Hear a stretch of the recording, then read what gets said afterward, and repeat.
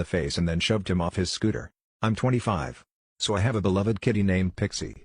She was around 4 when I found her on the street. She had a rubber band tightened on half her tail. I spent 2 weeks feeding her until she was comfortable enough to let me near her. She didn't trust anyone. I took her in, cleaned her up, and got the dead portion of her tail amputated. After 5 years, she finally warmed up to people and she became so sweet and friendly. It took her years to be comfortable around strangers. Last month, she was out for her daily stroll around the neighborhood and immediately came back in through the kitty door 20 minutes later.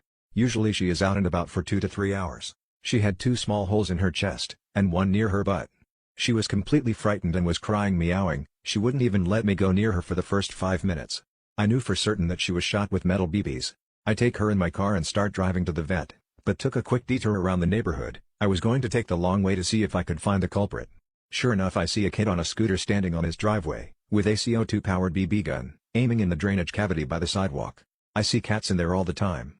It was then I knew who the culprit was. I parked the car, got out, walked over to him and said, "I'm telling your parents that you are shooting cats." He replied, "They are pests." They told me I could. The smug little look on his face threw me over the edge. I slapped the f*** out of this bitch and kick-sweeped his legs out from under him and watched him fall flat on his ass. I then picked up his gun and smashed it on the ground.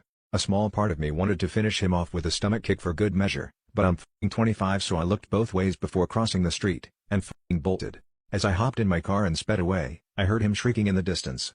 My kitty was treated, and is doing okay.